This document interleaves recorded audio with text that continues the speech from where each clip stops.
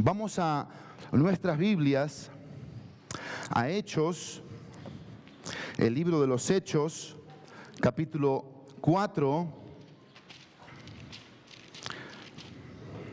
Vamos a ver aquí un texto bíblico.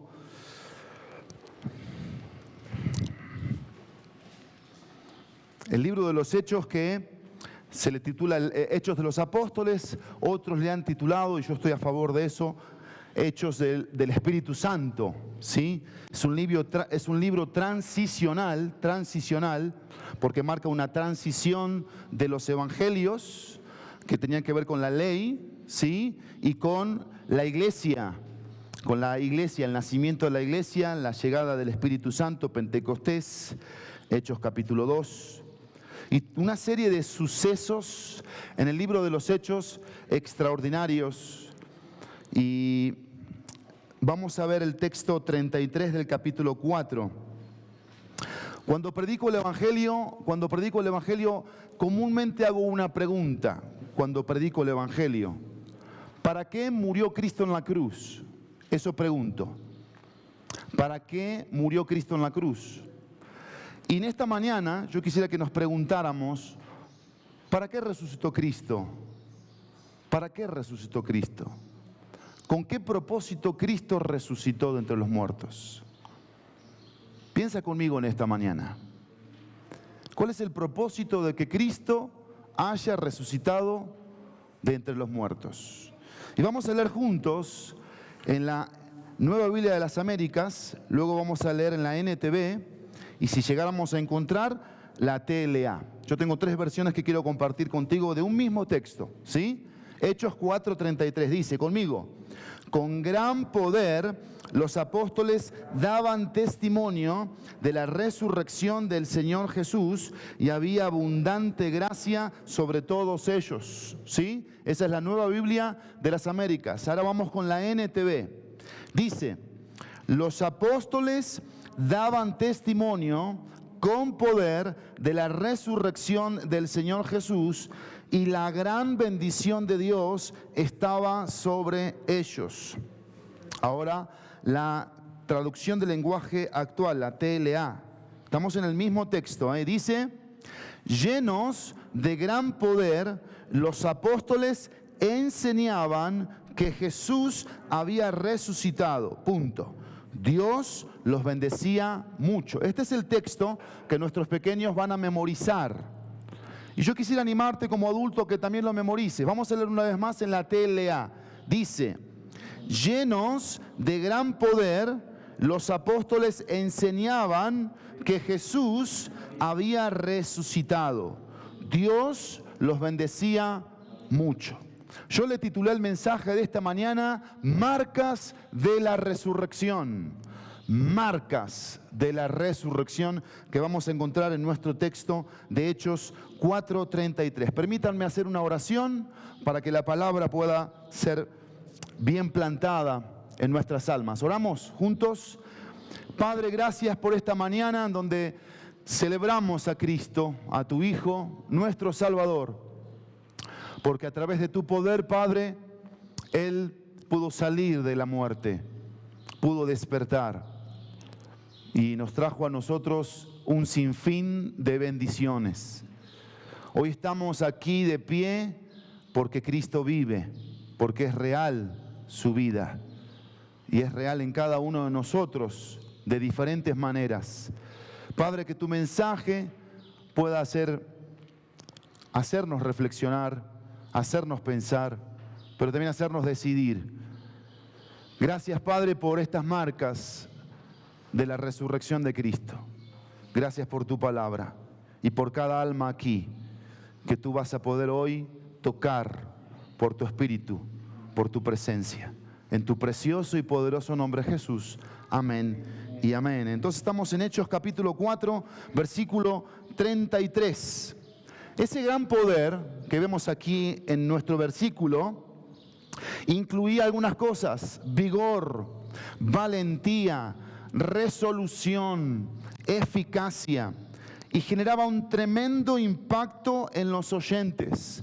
Pero no solamente eso, sino señales exteriores de parte de Dios. Recuerden que los discípulos de Cristo, una vez que Jesucristo ascendió al cielo, empezaron a ser instrumentos en donde Dios, a través de ellos, generaba los mismos milagros que Cristo, y aún después milagros más poderosos se pudieron llegar a ver, que aún cuando pasaban los apóstoles, la sola sombra de los apóstoles generaba sanidad en las personas que los rodeaban.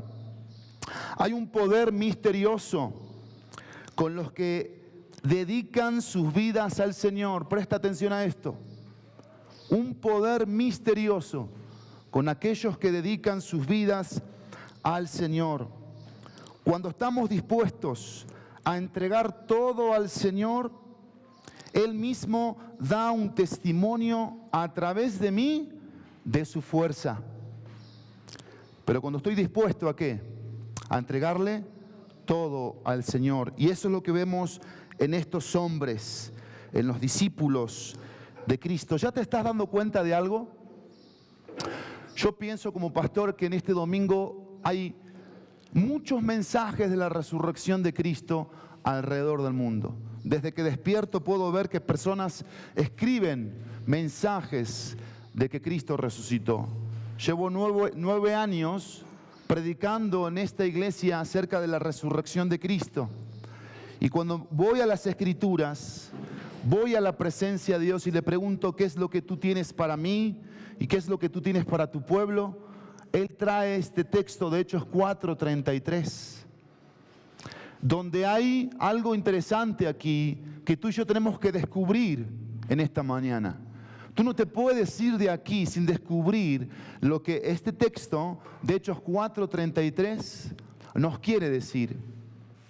No te permitas salir de este lugar sin entender, más allá de todo lo que yo te vaya a predicar, lo que Dios quiere transmitirnos a través de este texto. El enfoque es Jesucristo, la persona de Jesucristo, lo que sucedió a través de la persona de Jesucristo. Cristo resucitó, Él está vivo, es un hecho real, eso sucedió. Pero la pregunta es, ¿con qué propósito? La pregunta es, ¿qué de aquellos que sucedieron después de un Cristo vivo, pero un Cristo que ascendió, un Cristo que está a la diestra del Padre, ¿qué de aquellos? ¿Cómo les llamaban? Discípulos, apóstoles, seguidores de Cristo, pequeños Cristos. Y eso es lo que vemos aquí en este texto de Hechos 4:33. Miren, esto me impactó a mí. Si tuviéramos en nuestros corazones el poder de Pentecostés, tendríamos en nuestras vidas los frutos de Pentecostés. ¿Qué había en estos hombres y mujeres? Un gran poder y una abundante gracia. Esas son las dos marcas. Gran poder y abundante gracia. Y eso es lo que vamos a ver en esta mañana. Vamos a ir definiendo las palabras que salen en nuestro texto de Hechos 4:33. La primera, poder, significa fuerza, eficacia, ímpetu, capacidad, potencia, potestad. Eso significa la palabra poder. La palabra testimonio que encontramos ahí, dice que daban testimonio. Algo que se evidencia, pero también algo que se testifica, que se anuncia, que se dice. Resurrección, dice que daban testimonio ¿de qué? De la resurrección del Señor Jesús.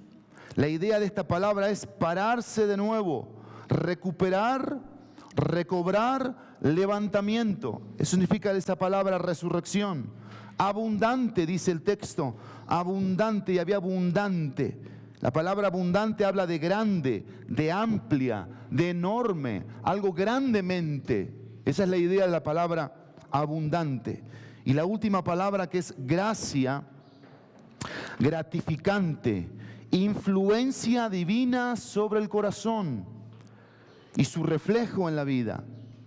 Esa palabra también significa gratitud, Fíjense esta definición de gracia: merecer aprobación. Merecer aprobación. Y estamos hablando de un Dios santo que nos aprueba a todos nosotros siendo pecadores a través de lo que Cristo hizo por nosotros. Eso nos justifica. No merecíamos aprobación, pero Él nos aprobó por gracia. Aprobar, congraciarte, donativo, favor, gozo, mérito. Todo eso significa gracia en este texto bíblico. Y esto me hace pensar a mí en lo siguiente. ¿En qué me hace pensar? No era un simple mensaje, ni simples mensajeros, era lo singular que portaban. Podemos ver si se puede quitar un poquito como eco o algo así. Si no, porque me distrae. Si no, me lo quito. Vamos de vuelta. Era un simple mensaje, no era un simple mensaje, ni simples mensajeros, era lo singular que portaban. Por favor, presta atención a eso. Era lo singular que portaban. ¿En dónde está en estos momentos tu enfoque en relación al mensaje? ¿En qué estás pensando en estos momentos en relación al texto bíblico? A cada una de las palabras que acabamos de ir definiendo. ¿Dónde está tu mirada? ¿Dónde está tu pensamiento? ¿Dónde está tu atención? ¿Qué crees que Dios te está queriendo decir a ti en la situación en la que hoy te encuentras? La circunstancia en la que hoy estás envuelto. Porque aquí es donde vamos a ver el mensaje de Dios para cada uno de nosotros. Dos marcas de una iglesia que cree en un Cristo vivo. Dos marcas de una iglesia que cree en un Cristo vivo. La primera marca, gran poder. Gran poder. Y yo me hago una pregunta. ¿Cómo se veía la eficacia de ese gran poder? ¿Cómo se veía la eficacia de ese gran poder? A través de tres cosas. Primero, por la semejanza. ¿Cómo se veía por la semejanza? Cristo operó su esencia en ellos. La semejanza es esto. La esencia de Cristo fue operada en el corazón de los discípulos para que los discípulos experimentaran lo mismo que Cristo experimentó en la resurrección. ¿Qué experimentó Cristo? Poder. Un poder lo levantó. Un poder lo sacó. Un poder lo despertó. Un poder lo hizo ascender. Y eso es lo que sucedía en la vida de estos hombres y estas mujeres. Pero no solamente por la semejanza, Cristo operó su esencia en ellos. Segundo, por el seguimiento. Cristo produjo entrega a su plan. Porque mi pregunta aquí en este gran poder, ¿cómo se veía la eficacia de ese gran poder? No solamente por la semejanza, sino por el seguimiento. ¿Qué hicieron los discípulos después de que Cristo resucitó? Le dieron seguimiento al plan que Cristo fue forjando en sus corazones durante 3 años. Cuando Cristo resucitó, las palabras últimas que les dio a sus discípulos fueron estas: vayan, prediquen, hagan discípulos, bautícenlos en el nombre del Padre, del Hijo y del Espíritu Santo. Sean testigos, van a recibir poder en mi nombre. Y esa es la idea del poder. No solamente es la semejanza lo que su esencia genera en mí, sino el seguimiento. Es ir pisando los pasos, las huellas que Cristo dejó bien marcadas para que nosotros las siguiéramos. Pero en tercer lugar, ese gran poder se veía eficazmente, no solamente por la semejanza y el seguimiento, sino por la seguridad. Cristo los sostuvo a través de la esperanza. Yo quiero que tú pienses en estos momentos conmigo. ¿Qué tipo de vida tuvieron los discípulos de Cristo? ¿Qué tipo de vida tuvieron? Una vida de sufrimiento, una vida de padecimiento, una vida de persecución, una vida de abuso, abusaban de ellos. Una vida de pérdida, lo perdieron todo. Pero ¿qué era lo que los sostenía? ¿Por qué estaban seguros en medio de las amenazas, en medio de las burlas, en medio del rechazo? No eran Cristo, eran discípulos de Cristo. Ellos vieron cuando Cristo estaba con ellos cómo se burlaban de Cristo, cómo rechazaban a Cristo y hasta el punto de crucificarlo injustamente. Pero hubo algo necesario para que hiciera un efecto trascendente en estos hombres comunes y corrientes como tú y como yo, sin letras, sin preparación académica, sin sustento económico. No tenían identidad, no tenían pasaporte, no tenían DNI. Vivían como extranjeros y peregrinos. Su seguridad era la esperanza de un día volverse a encontrar con su Salvador, con el que caminaron 3 años. Por eso Juan, el apóstol Juan, cuando escribe la epístola, la primera de Juan, dice: lo que nuestros ojos vieron, contemplaron, lo que nuestros ojos palparon tocante al verbo de vida. Porque la vida se nos manifestó, dice Juan. Y era lo que los sostenía. Ese era un gran poder para los discípulos. Semejanza, seguimiento, seguridad. Pero lo segundo, la segunda marca, abundante gracia. No solamente gran poder se veía en estos hombres y en estas mujeres, sino abundante gracia. Y mi pregunta aquí es: ¿cómo les hablaba cada día esta abundante gracia? Porque eso es lo que hace la gracia de Dios, nos habla. Ahora yo quiero que pienses conmigo, ¿cómo les hablaba a los discípulos esta abundante gracia? Tenemos que en esta mañana pensar, reflexionar, cómo nos habla la gracia a través de cómo les habló a los discípulos. Primero, les habló a través de la suficiencia. De la suficiencia. Miren, hoy tenemos tantos libros después de ellos, ¿no es cierto? Tantos comentarios después de ellos, de los discípulos. Tantas palabras en griego, en hebreo, Strong.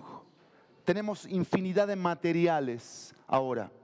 Si tú les preguntabas a los discípulos esto: dime tu definición de Cristo, ¿sabes lo que ellos respondían? Suficiente. Eso respondían. Suficiente. Eso es abundante gracia. ¿Sabes lo que significaba esto? Solo te necesito a ti. Solo te necesito a ti. Eso es abundante gracia. Eso es abundante gracia. Pero no solamente a través de la suficiencia, sino a través de la salvación. La gracia les hablaba diciendo que la salvación iba a estar presente. Oye, Cristo murió. Cristo resucitó. ¿Para qué? ¿Para qué? Para salvar. Ahora, yo quiero que pienses aquí en lo siguiente: ¿cómo los salvaba la salvación a través de la abundante gracia a los discípulos? ¿Cómo los salvaba? Los metían en la cárcel a cada rato, los azotaban. Hechos 7, ¿qué pasó con Esteban? Lo apedrearon. Y estamos con mi esposa escuchando el libro de Hechos a través de la TLA. Y es interactuada. Hay música, hay diferentes cosas. Y mientras escuchábamos ayer Hechos 7 y cómo lo apedreaban a Esteban, es algo que se te enchina la piel. Te representa el acto porque fue real. Entonces, ¿cómo lo salvó ahí? Las últimas palabras de Esteban, ¿cuáles fueron? No les tomes en cuenta. No les tomes en cuenta este pecado. ¿Te imaginas eso? Cuando a la primera pedrada que me tiran, no lo voy a decir. Yo quiero responderle. Yo quiero desquitarme. Yo quiero vengarme. Mi carne, mi pecado, mi falta de dominio propio, de mansedumbre. Porque no estoy viviendo en la abundante gracia. Pero yo quiero que pienses en esto. Esa salvación, para ellos, era con un solo propósito. ¿Cuál? ¿Cuál? Cumplir. Cumplir. ¿Para qué Cristo había muerto y resucitado? ¿Cuál era el mensaje de los discípulos? ¿Cuál era el mensaje de los discípulos? Mira, Hechos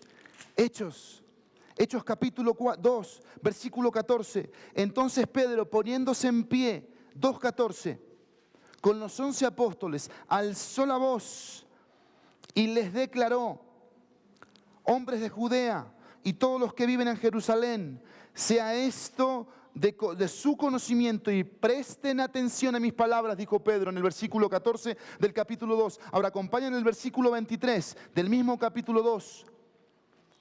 En este discurso y mensaje de Pedro, él les dice: Cristo, Jesús, fue entregado, estoy en el versículo 23 del capítulo 2, por el plan predeterminado y el previo conocimiento de Dios. Y ustedes lo clavaron en una cruz por manos de impíos y lo mataron. Pero Dios lo resucitó, poniendo fin a la agonía de la muerte, puesto que no era posible que Él quedara bajo el dominio de ella. Versículo 32. A este Jesús resucitó Dios, de lo cual todos nosotros somos testigos. Así que, exaltado a la diestra de Dios y habiendo recibido del Padre la promesa del Espíritu Santo, ha derramado esto que ustedes ven y oyen. Eso es lo que estaba en la boca de los discípulos. Eso es lo que estaba en el corazón de los discípulos. Esa es la abundante gracia que los salvaba para cumplir un propósito. ¿Cuál era el propósito que se tenía que cumplir?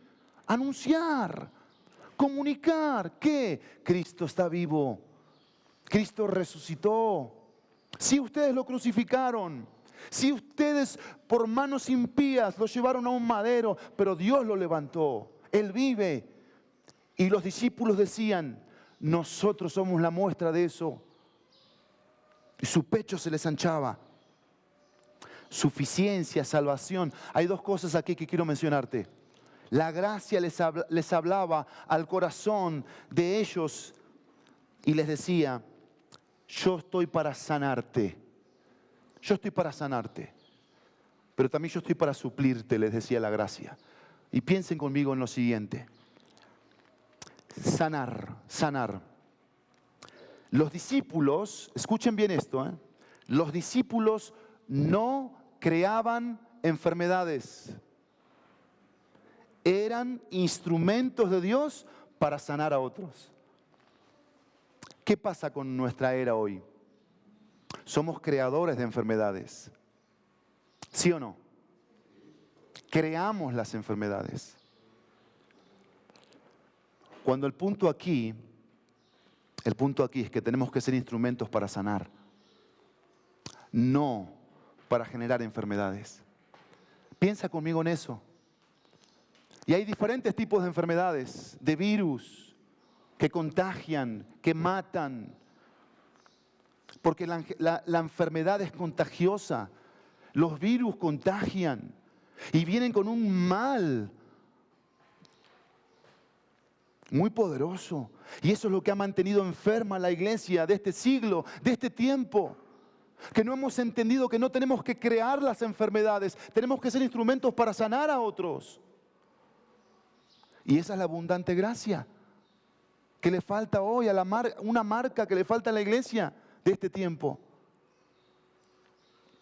Pero fíjense que no solamente la gracia está para qué, para sanar, sino la gracia está para suplir. Y piensen conmigo en esto, piensen. Los discípulos no generaban vidas caras, imposibles de sustentar, sino básicas, pero no miserables. Los discípulos no generaban vidas caras, imposibles de sustentar, sino que eran básicas, pero no miserables. Ojo, no eran miserables. Ser básico no es ser miserable. ¿Qué vidas tenemos hoy? Alguien dijo una vez, compran una vida que no pueden pagar.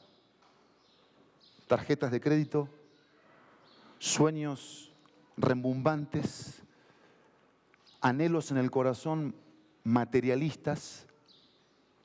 Eso es lo que está en el corazón. Eso es lo que más se persigue hoy como propósito, como anhelo. Y no está mal que trabajes, no está mal que estudies, no está mal que coseches el fruto de tu trabajo, pero la pregunta del $1.000.000, ¿dónde está nuestro corazón? Porque tenemos que entender lo que dijo Jesús. O sirven a un señor o sirven a otro señor, pero los dos no pueden servir. Con uno van a quedar mal. Y la pregunta es, ¿con quién está quedando mal la iglesia de hoy? Porque la gente no llega, la gente no va a las misiones, al campo misionero, porque le sobra el tiempo. La gente no se reúne a orar porque le sobra el tiempo. La gente no hace compromisos de enseñar la palabra de Dios y discipular porque le sobra el tiempo, sino porque ha entendido que el tiempo no es suyo, sino que es de Dios. Los corazones generosos que ofrendan para que misioneros vayan y prediquen el Evangelio y salgan de sus fronteras y paguen un precio, no es porque les sobra el dinero, es porque han entendido que el dinero no es de ellos, es de Dios. Y miren la mentalidad pobre que tenemos y mediocre. ¿Qué pasa en el contexto de Hechos 4? ¿Qué pasa? Todas las cosas estaban en común. Tenían un alma y un corazón. Y dice la Biblia que todo lo que tenían venían y lo depositaban en los pies de los apóstoles. Y ahí va la mente mediocre y pobre que tenemos los creyentes. Y dicen, ¿qué dicen? Ah, pero hoy no lo podemos hacer eso con la iglesia. ¿Por qué? ¿Por qué decimos eso? Porque tenemos una mente pobre y mediocre. Porque nosotros pensamos en función de lo que otros han hecho allá afuera, que se han enriquecido a través de la religión. ¿Y qué hemos dicho de la religión? ¿Qué hemos dicho? ¿Qué hemos predicado? Que la religión es un invento del hombre para ganar dinero. Sí, es verdad, es verdad. Pero eso no es el propósito del Evangelio. Y tú no vas a rendir cuentas cuando llegues al cielo por esa filosofía barata, pobre, mediocre. Tú vas a rendir cuentas cuando llegues al cielo qué hiciste con tu tiempo, qué hiciste con tus recursos, qué hiciste con los talentos, para qué los usaste, en manos de quién los colocaste, en manos de mentalidad pobre, mediocre, barata. Por eso nos salimos de nuestras zonas de confort. Pero esa era la abundante gracia para ellos.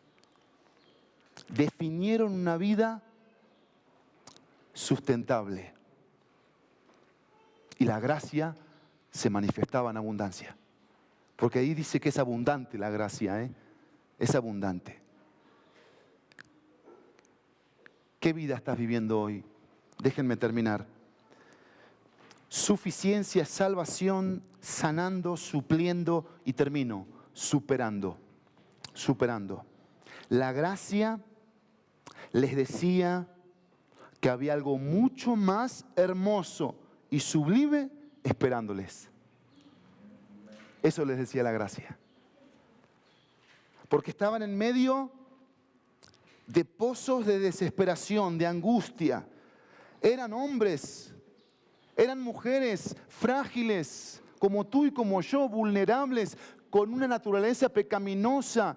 Pero no solamente estaba eso, sino lo que los gobernantes, miren este capítulo 4, pero miren el versículo 1 en adelante, después de que Pedro y Juan sanan a ese cojo en capítulo 3, el capítulo 4, versículo 1, mientras Pedro y Juan hablaban al pueblo, se les echaron encima. Estoy en el capítulo 4, versículo 1, los sacerdotes, el capitán de la guardia del templo y los saduceos, indignados, porque enseñaban al pueblo y anunciaban en Jesús la resurrección de entre los muertos. ¿Qué hicieron?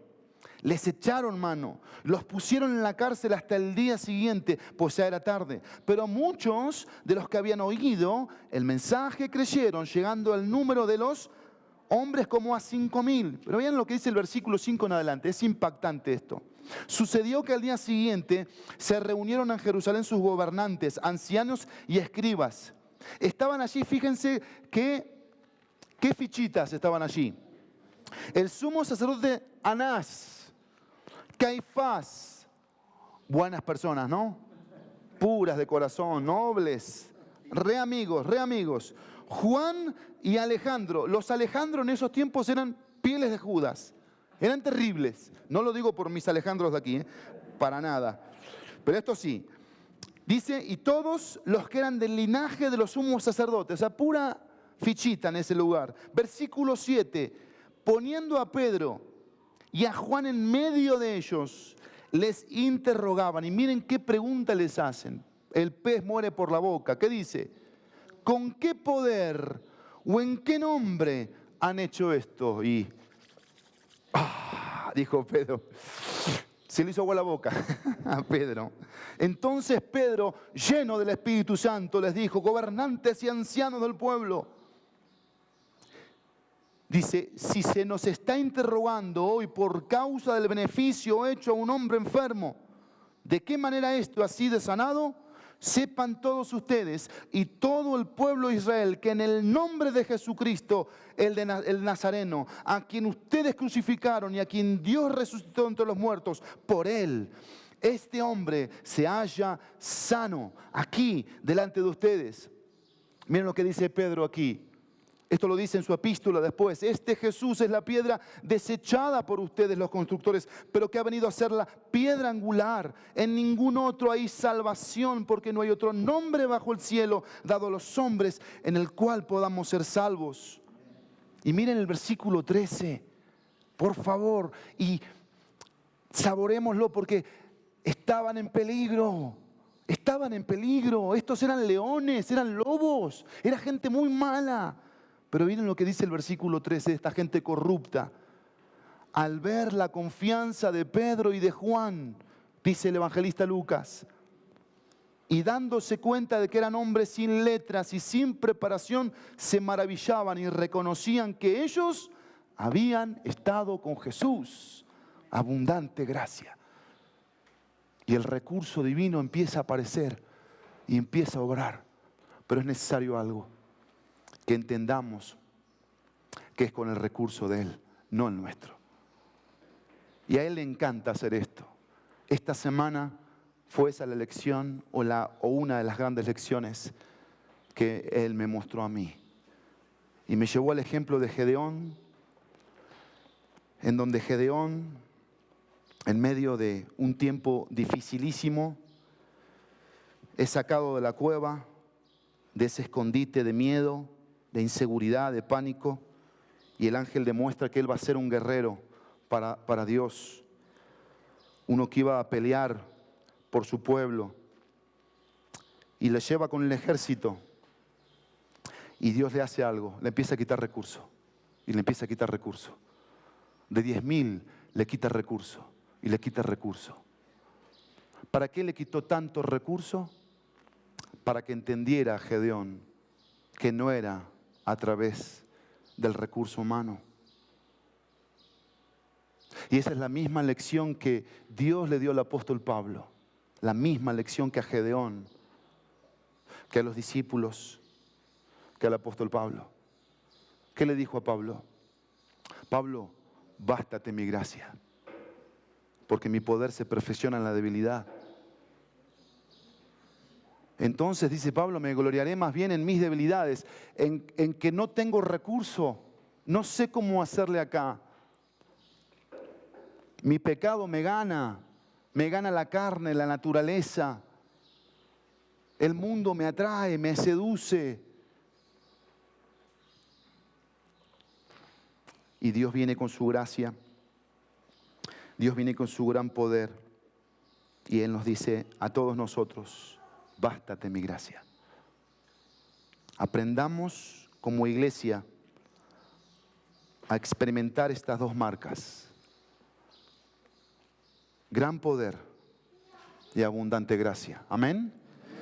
Padre, aplica tu palabra en esta mañana a nuestros corazones y al corazón de cada uno de los que estamos aquí, porque queremos ser discípulos como tus discípulos.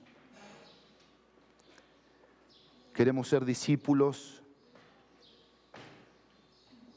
que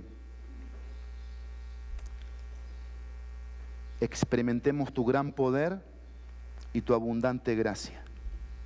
En el precioso y poderoso nombre de Jesús. Amén y amén.